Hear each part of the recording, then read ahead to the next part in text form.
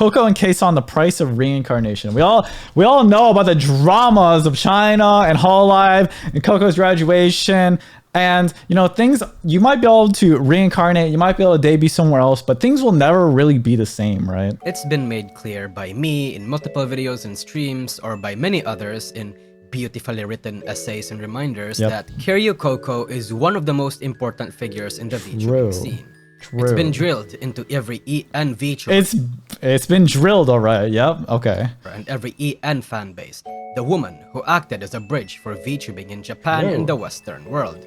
A factor as to why Holomyth was conceptualized, why certain trends and norms literally changed everything VTuber culture-wise forever. Currently exist in the industry. She was a woman legendary for her creativity, demeanor, and personality. Then, the Hololive Taiwan incident happened. She was subjected to even more restrictions than she already had, hurting her rather than protecting her and everyone in Bro, every time I hear this story, it just gets sadder and sadder, bros. Agency. Isolated. Despite the support she drummed up, it was all from a distance. Despite the roaring applause of the fan base and the agency members backing her up behind the scenes, in her content throughout this time, she was all alone. All sad. Accidents and incompetency ruined her time in the company, making everything worse for her. It's little hard. by little, despite how many fans tried to assure and overwhelm her with love and support, her walls cracked until she would eventually break. Yeah, bros. Dealing with like aunties and stuff is so fucking stressful, man. And I know it's great. I know it's awesome to have a bunch of supporters and have your coworkers love you and have your fans love you and stuff, but like, just having a constant feed of negativity come your way, despite all the positive, like different aspects in your life, not being able to rid yourself of that negativity just weighs you down. Kiryu Coco would eventually graduate in an event that would shake the industry and mark an end of an era, a legendary exit for a legendary dragon. But as many people would try to believe otherwise, that the Taiwan incident had little to do with her graduation, I immensely disagree now in retrospect. I think that was the start of it all. She would not have been isolated and subjected to tons upon tons of harmful restrictions if not for that war. Cover Corp wouldn't have fucked up her management that badly. She would not have experienced every single terrible thing that she experienced if not for that. All the harassment, all the rules, all the bans, the disasters that happened in her channel. And it wasn't even her fault, bros. The loneliness, the unfairness, everything was because of that incident. Afterwards, she incarnated, or rather, she went back to her old channel, because of course she would. She has made such a loyal audience who would not return as a content creator. And the thing is, like, guys, you spend so much time cultivating your audience, so much time. Like, there's such an immense amount of work that goes into creating a brand, curating your channel, growing your audience, that, like, how do you quit, bros? How do you quit something like that? If an artist painted for 30 years, you think they're just gonna quit one day when someone doesn't like what they do? They can't stop. You know what I mean? They just love it too much. You know what I mean? A lot of these creators, a lot of YouTubers and stuff, they work so hard on their craft for years and years and years and years, and it's a sink to them. Like, it's a money sink, and it's a huge time-consuming hobby, right? They're not gonna, like, you can't just quit, you know? Especially for one her size and for one who had the passion to do so. It's such a big part of your life. It's like you can't just cut it out, right? Here, she did all types of content she wanted to make. The types of content Hololive restricted her from doing. She involved her looks, involved many people that she has always wanted to collab with. Hell, she even brought back her old artist for her newest model. Kson was an unfettered version of Kiryu Coco. One unbound by detrimental rules, taking for herself the old type of unique content that made her popular. It's really stressful though, because like you do have to do all this shit on your own when you're indies, right?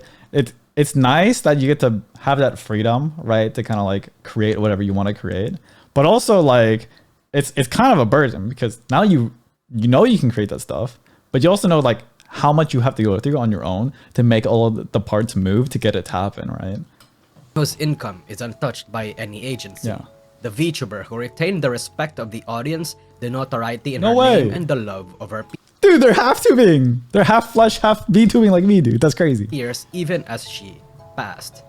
It is a fate that a lot of people don't realize is actually quite a rare one, especially here in the English side of things. It is rare. But such boundless freedom, this immense joy and celebration, it did not come without a price. It's very hard.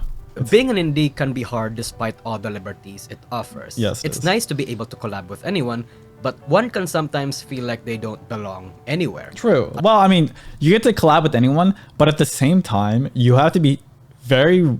It's not easy to set up a collab for one. And for two, you have to be very careful about who you collab with, right?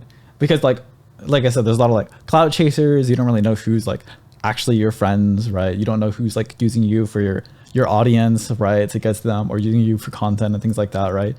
It's really hard to know that, right? And unless you have a bunch of mutual friends that all like vouch for a person, then that will forever be just like clouded in mystery, right? But if you're at a corp, if you're at Hololive, right, you got your gen mates, you have everybody else in your corp, right? You have all these people that you can trust, right? Because you know that you're all working towards like the same thing, right? And when you're an indie, you don't have that kind of thing.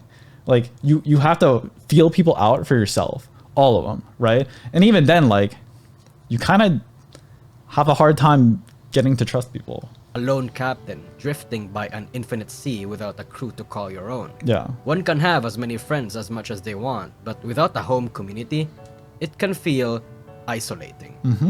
Additionally, Additionally, like, yeah, you can collab with anyone you want, except for all the people that you used to in Hololive, right? Because you can't anymore, right? There's now like a barrier where you're not able to talk to them. You can't communicate with them, or you can't stream with them, right? Because of all this previous drama. So it's not really true that you can collab with anyone you want. It's literally like you have to basically unfriend all of your friends, and now you have to make a completely new group of friends, and all of the people that you're trying to make your new group of friends, you're not even sure if you can trust. Incident still followed her throughout this time, and it probably will for the foreseeable future. Though during this time in 2021, the most notorious act of this was when Playism, an indie publisher, was supposed to have a live stream for the Tokyo Game Show, with Kson serving as a guest. She was promptly removed after a lot of users in Bilibili started complaining, and they made a statement that she was going to be replaced, with Playism even apologizing to Bilibili and the Chinese demographic.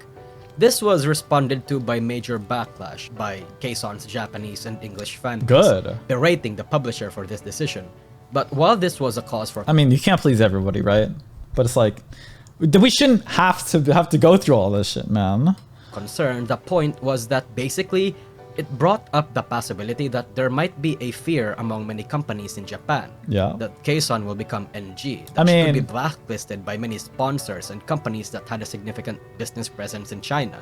I think it's a legitimate concern for the Japanese corporates, because obviously like to get a new person to come onto your show is not that big of a deal, but the risk associated with it and having there being a precedent for how much risk there is to bring on a particular person onto your show, right? It just makes sense that they would err on the side of caution, right? Additionally, when she would join... What did she do to piss off China? All she did was she was showing her YouTube analytics, okay?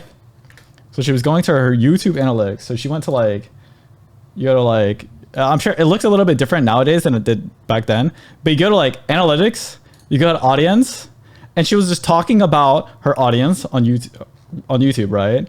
And you get to see stuff like this. Top geographies right here, okay?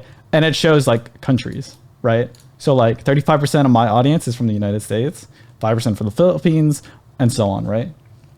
And when she was showing this, one of the countries that showed up was Taiwan.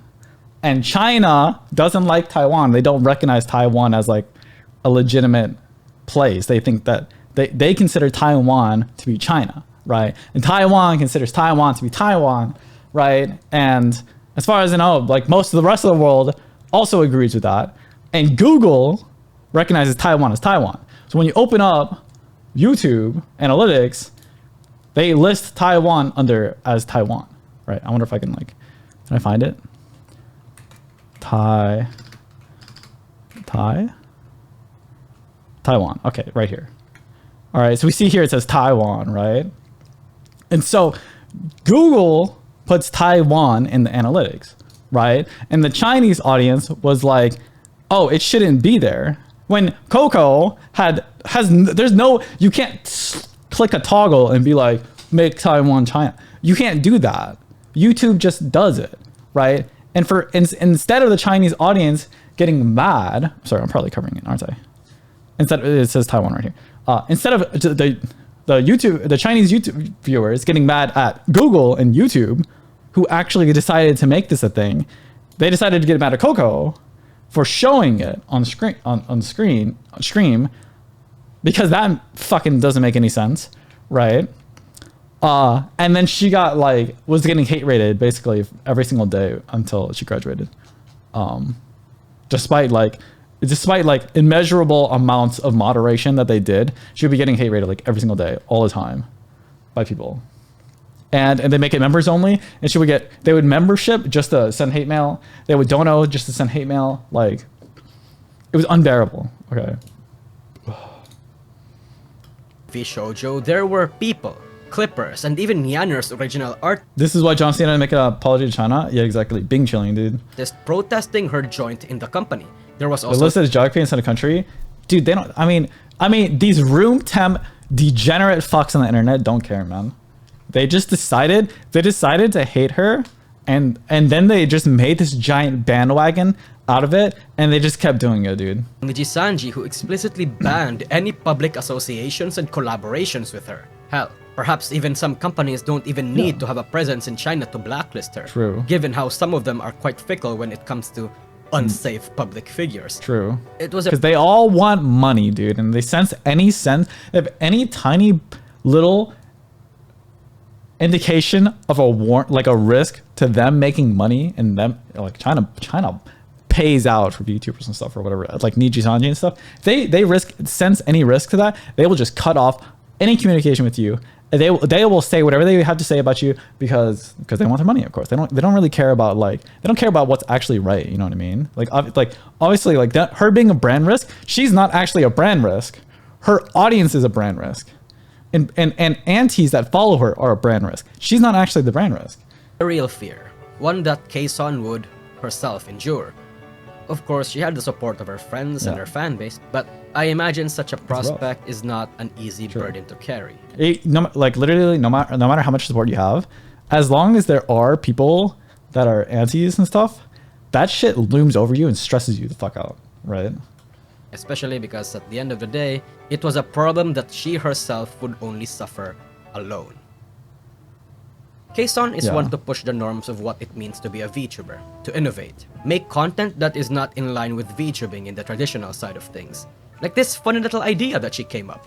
She's the type that seemed to have ideals that fell in line with the Western and progressive style of VTubing rather than the traditional and Japanese style. In terms of what community in the spectrum she belonged to, it felt like she was somewhere in the middle. She was always in this weird spot where she was trying to incorporate the two. That's how I feel, not even gonna lie, man. It's actually really awkward, but I mean, at this point, I'm just kind of doing things my own way. But because of that, guys, when was the last time you saw me collab with someone? Exactly. A good marriage out of it. But the people that respected Kson, the fans that followed her from her Coco days, well, I think it was fair to say that a lot of them were also half and half. Yeah. Which is why fan reception of any major decision she does is also half and half. As an example, Kson mentioned that her Japanese viewers want to keep the kayfabe, meaning that as a VTuber, she should not show much of her flesh at all and to use her VTuber avatar. It's very much a thing from the traditional side of things. I definitely understand this. Like when I first started using the model, I don't know if you guys remember this, but the first YouTube video I made while I was using the model, I only used the model. And at the time, I had no model, it was just hands. Okay? And from my perspective, because my audience was grown with people that were used to the webcam, they didn't like the fact that I was only using a model. So I split the difference and I went half and half. Okay? She's coming from the other side of the spectrum where she was growing her audience using the model, right? And now she was using like half and half or doing just webcam stuff, right? In which case, like her audience would obviously be split on that because they were used to experiencing content from her that was not like that. That was like just using VTuber model, right? And people that watch VTubers, there's kind of like a culture about like keeping the immersion. You know what I mean? They don't like it.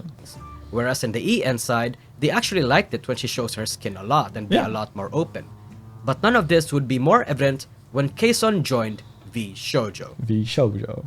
For some context, during this point in time, V-shoujo had endured tremendous backlash and True. suffered through drama that was fresh in the minds of many people. Yeah. Like the Veibai drama, where she implied that Shy Lily was someone that was a lesser copy of herself due to similar voice and tics, as well as also pissing a lot of Hololive fans. But don't worry though, she and Shy Lily doesn't seem to have any bad blood now. But the biggest drama, of course, being the Noxtaku drama, where they ultimately came across as the one in the wrong by the onlookers and the majority of the VTubing fanbase. Kson joining V-shoujo was the natural conclusion to Kson's ideals, her place in the VTubing scene, and as a big step away from her Hololive roots. The Nux drama? I actually don't know anything about the Nux drama. Should we watch that next? Should we get into that? Of course, while a lot of us had our jaws to the floor in screaming that she joined, like me personally, but in retrospect, do not resuscitate. Oh, that is nice. I like that. It felt like it was only natural. Kson, despite having all these liberties, despite having a manager, she needed, and perhaps wanted, a place she can call her own that didn't tie her down. We all want one. A place that also shares her ideals in regards to VTubing. Yeah. I mean, guys, being a VTuber is like, and being a content creator in general is a very like, it's kind of an alienating thing. This seems kind of counterintuitive because a lot of people like they see a creator that they really like, and they immediately assume that like they're really popular, they have a lot of friends, they're always talking or they're always yapping on the internet, right? So they gotta be like a very sociable person, have like a lot of friends and stuff, and that's really not often the case, right? Especially because like it's actually I've almost found it harder to make friends once I started making content because like it's such a weird hobby to have kind of that like you almost can't really relate to people as well. You know what I mean? Like you can yap and you can host people, but like you can't. It's almost harder for me to get closer to them. You know what I mean? Because like a lot of the stuff that like you don't relate to people, right? Like people that touch grass and stuff, like you just don't relate to them, right? And so like when you're VTubing, like you really want to have other like VTuber friends because like they understand a lot of the things you go through on the daily, right? And other people just don't. And they don't want to hear about it either. I'm telling you, like, dude, if I talk about YouTube analytics to anybody IRL, they will just snooze instantly.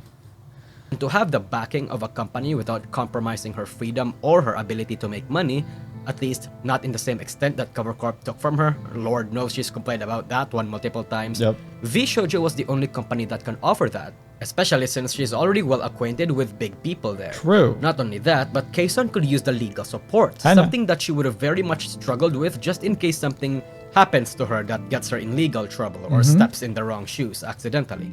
Handling merchandising and reaching out to brands and sponsors were also helpful. Again, perhaps due to the difficulty with her name and logistical issues that she may have experienced prior.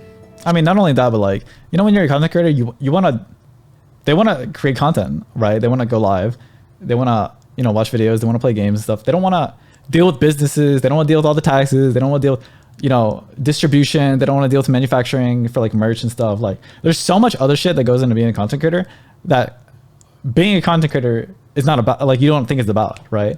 Like all the extra managerial duties, right? When you're creating stuff, you feel like it just kind of gets in the way, right? And having a group of people to help you take care of that really kind of like gets a huge load off your back, right? Because then it feels like you're doing this chore because you have to, so that you can actually get to the part of the career that you really enjoy, right? Which is like probably going live and having fun with your chat and talking shit on the internet, She asserts that this is the right decision for her, and a lot of fans agree with her.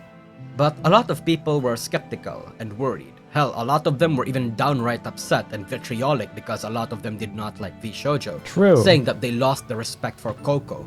That at the time, V-shoujo was not a very...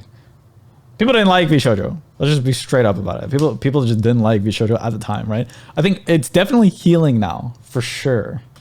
She betrayed Hololive, that she cast out her legacy just like that. Okay. All for the dough, all for fuck V-shoujo. Kson would try to soothe the worries of her fanbase by holding a stream where she would answer as many questions and concerns that she could. Try to get people to calm down and support her in all of this. Most were supportive, some were skeptical, but ultimately nobody knows Kson's situation and nobody can navigate her life better than she can. True. She had proven herself to be headstrong, not taking shit from anybody, yet be graceful about it. Someone that can tank situations that would have made your average Menhera mentally boom and still be reserved and composed about it. She was loyal to the peers that she considered good friends and acquaintances. We could see it with her interactions with fellow contestants, with her audition for as a role in the upcoming Yakuza games, when she would advise and coach even experienced VTubers on what and what shouldn't be, and when she sent a computer to a random indie who had her stuff broken due to an earthquake, among other things. That was so wholesome. Despite all the ramblings and the complaints from her former fans who hated her joining VShojo, Kson still had the elements and the traits that made her legendary even back in Hololive. Her innovation, her resilience, her bluntness, her genuineness, the kindness, everything. She's still her, despite all the bullshit. And that's the best part. Of course, she would sometimes break. Sometimes the weight of the pain and drama were too much for her to bear, but she would always come out of it stronger. For all intents and purposes, Kson was still like a dragon. Kson is still Kiryu Coco, perhaps even better. I held the opinion that Coco stood out in Hololive because she was the rule breaker, because Hololive was restrictive. People hate VShojo a lot because they're not as traditional as other companies, but then the next drum have it and people hate them more. Yeah, but what I don't get is like, why did people expect VShojo to be like the traditional corp of VTubers? Like my first impression of VShojo, I never ever expected them to be like Hololive or Ninja Sunday or something like that. Like that was just clearly not the kind of brand that they were trying to sell themselves as, right? And so to expect them to behave in that way just seems a bit silly to me. It allowed Coco to push boundaries in Hololive and forced her to be creative, to bend rules, raise the middle finger to management, and set an example for her peers that a little tomfoolery is needed to spice things up, to make things better, more fun, that people deserved more and should have more. And while I still... Speaking of tomfoolery, dude, maybe you should have joined Face Connect. If Face Connect was big back then. Jesus, those girls are freaking unhinged, bro. Have that opinion. I don't think Coco was necessarily better than Kson for it. Yeah. I think like the stuff that people got let off of VShojo for, right? Are the same reasons why girls are getting hired by Face Connect nowadays. Circumstances made her stand out, but not necessarily better. Now, she is an unrestricted space, with everyone else just as empowered and unrestricted as her, and some because of her. She kickstarted VShojo JP, her standards and her peers' standards for VTubing. Isn't that crazy? She kickstarted Hololive EN, and now she's kickstarting VShojo JP. Brother, who does that? It's literally, she founded and started the meta for two different entire internet cultures, like. Whether you knew it or not, fucking subconsciously crazy. became Western VTubing's standards.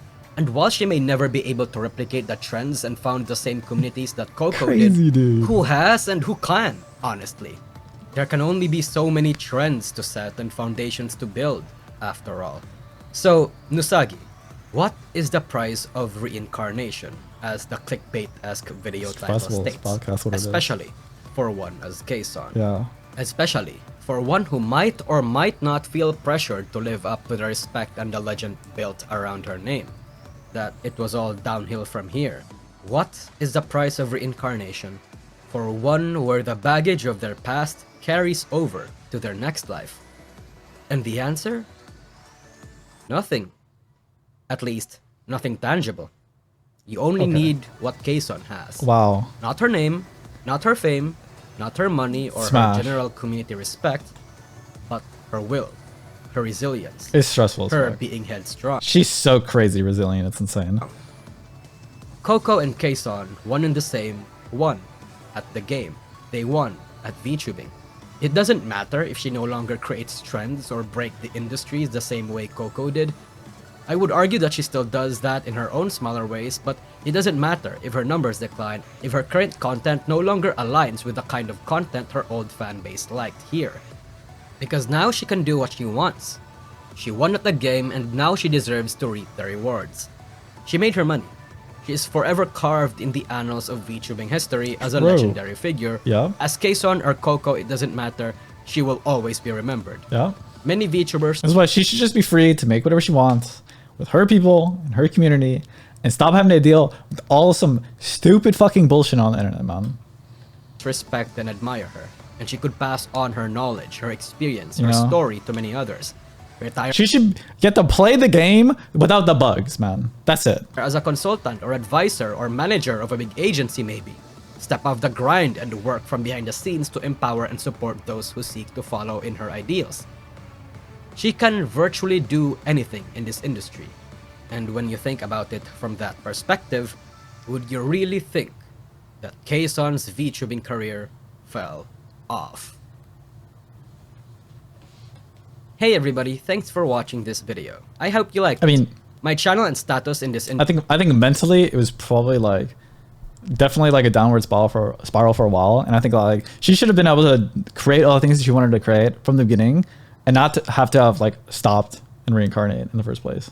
I think we can all agree that she should have been able to be creative, be able to have fun, be able to make content, and not have to deal with all the bullshit and have to deal with losing your management, losing your friends, joining new management, joining new friends, creating a new culture. She should have just kept on going on, and we all would have enjoyed that. We all would have liked that, man.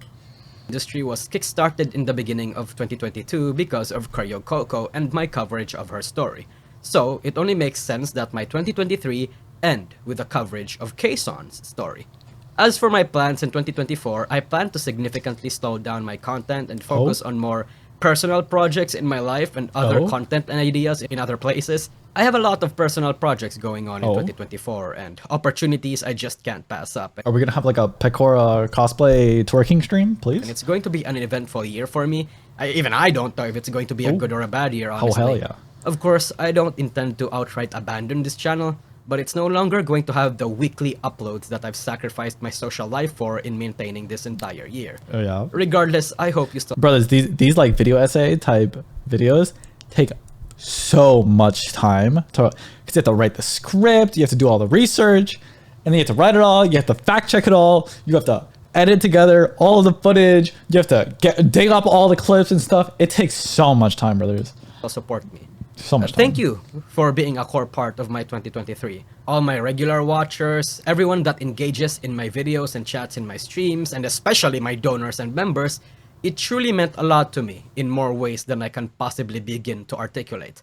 In any case, I hope you have a good year and an even better one going forward. Pause. Yeah, that's really about it. Nothing says falling off like appearing in your favorite game series. Churro!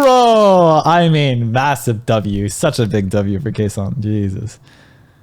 Woo! I mean, that basically sums it up. That basically sums it up right there. That's it.